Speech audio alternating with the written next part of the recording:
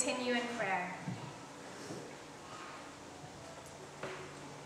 God of unimaginable grace, may the words of my mouth and the meditations of all our hearts be acceptable to you, our rock and our Redeemer.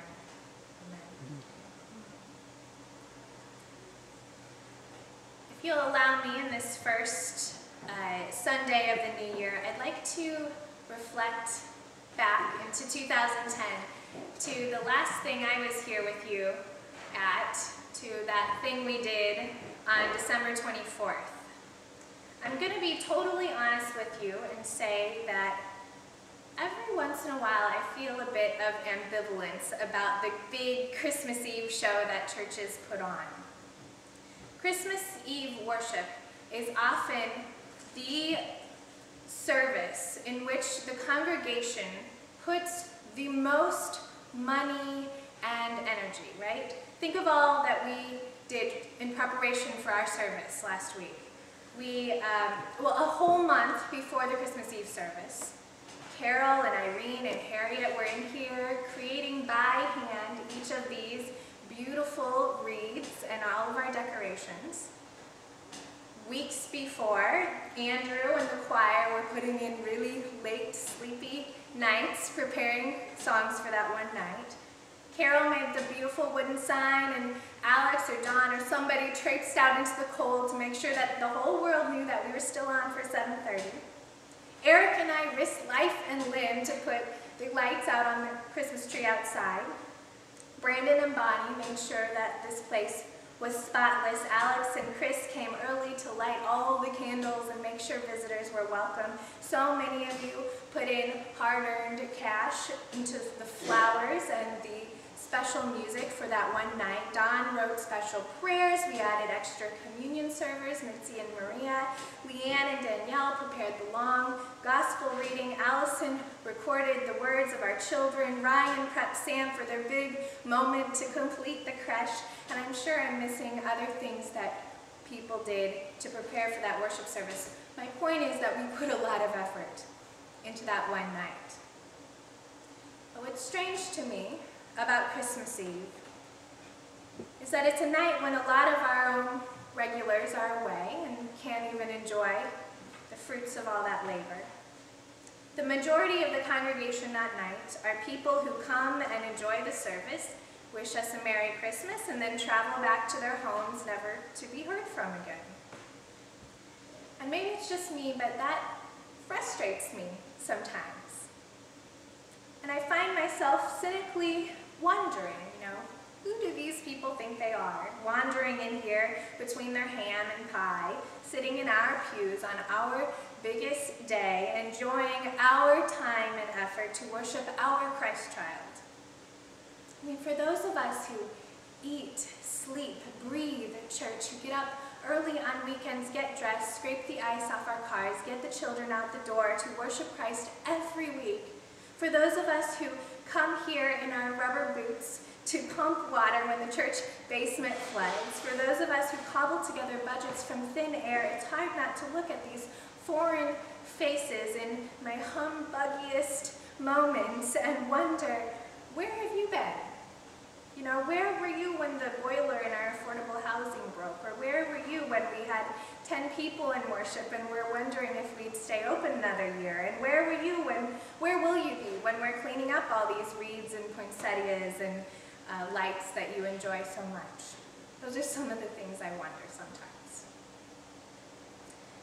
And as I read this morning's Epiphany story, the story of the wise men or the Magi, I couldn't help but wonder if Herod and all of Jerusalem asked some of those same questions when these Gentile foreigners walked into their town asking to worship a king of their religion.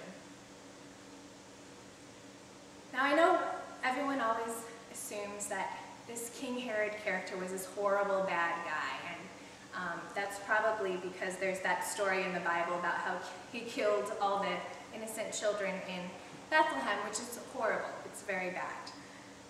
But history tells us that as far as kings go, this Herod was actually a pretty decent king of the Jews. He managed to get the Senate of Rome to give him this awesome title, King of the Jews, and he went to a lot of trouble to carefully place the building blocks in just the right spots to build up a stable and prosperous Jewish kingdom in a very unpredictable Roman Empire. King Herod was a very strategic and masterful builder. This is the guy who renovated the Jewish temple in Jerusalem, the Wailing Wall that still stands in Jerusalem. That was built by King Herod. And it was into this carefully constructed kingdom that Magi from the east came clunking in, asking about some other king of the Jews. Now, nobody really knows where these Magi came from, but it's obvious that these folks were not from these parts, nor were they Jewish. These were Gentiles. They were non-Jews. And they had the audacity to walk into Jerusalem asking to worship some new Jewish king. And the scriptures say that when King Herod heard about these Magi and their rival king talk, he was, for good reason, frightened. And all of Jerusalem, which was sitting on top of that perfectly constructed, balanced kingdom, was frightened with him. They were probably thinking, who do these people think they are? Waltzing in here from some other country and telling us who our king is. These oblivious religious tourists have no idea what's at stake here. The real king of the Jews, Herod, eats, sleeps, breathes to maintain this delicate balance between being Jewish and being Roman, between being king and being subject. I mean, where were these Gentiles when empire after empire was coming in, killing their children and desecrating their God? And where will they be after they have their worship of this insignificant child and leave us to clean up after all the turmoil? This was so upsetting to Herod and all of Jerusalem that Herod decided that he needed to hunt down and kill this child. He decided that he needed not only to do that, but to hunt down and kill every child in the vicinity of Bethlehem, just in case one of them might prove to be a rival king, or one of them might prove to be the king, the Messiah. So let me be clear here. Herod, the king of the Jews, who built up the greatest Jerusalem temple the world has ever seen, was willing to kill the Jewish Messiah. That is how desperate he was to maintain this delicate kingdom and this delicate peace that he had created. That's how tense it was in Jerusalem. That was how tense it was in Bethlehem. And here are these oblivious Gentile foreigners who just wanted to stop by, worship this precious baby, drop off some gifts, and make it home for mom's dessert. And that's really what they did. They followed that star into Bethlehem. And the scriptures say that when they saw that the star had stopped over the place where Jesus was, they weren't tense. They weren't looking over their shoulder to see if they'd been followed. Instead, Matthew says that they were just overwhelmed with pure joy. And they walked into the house, and they found the child with Mary, his mother. And they took a knee, and they worshiped that baby. And then they honored the child in the way that they honored important people in their culture. They offered him gifts of gold, and frankincense, and myrrh.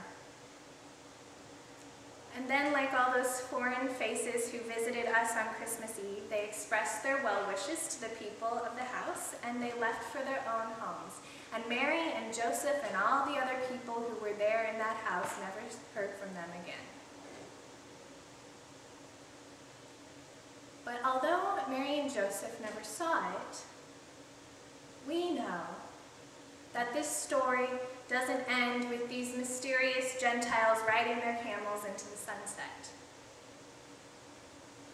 We know that by the time Matthew wrote this gospel, there were whole churches full of foreign Gentiles taking a knee and worshiping the Jewish Messiah every week. That handful of Gentile magi had exploded into whole communities all over the world. You never know what great things God is going to do. On December 24th at 7:30 p.m., we were not putting out our best effort in our house for those foreign faces. We were putting out our best effort in God's house to worship God. And those foreign faces who, for whatever reason, were guided to this place that one night, they helped us to worship, and we helped them. They helped me to remember that whatever state the church finances are in and whatever anxieties I might have about church life and struggles, worship is about worshiping God. It's not about being a perfect church or a perfect pastor. And I have faith that we helped to plant a seed in their hearts about how beautiful our lives with God can be if we just live them together. And then we all went to our own homes. And one day God might shine a star and guide us back to one another, or not. But we know that God is working somehow in all of our lives and in theirs. And perhaps there will one day be a whole church community full of those foreign faces who visit churches on Christmas Eve.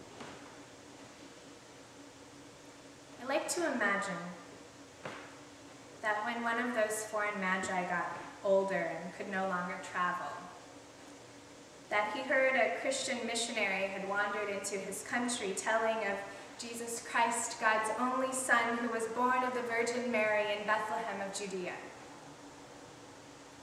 And maybe that magi's daughter or son remembered Dad talking about those brief sacred moments spent in Bethlehem decades ago in late December, standing in a candlelit room with a handful of strangers worshiping a child.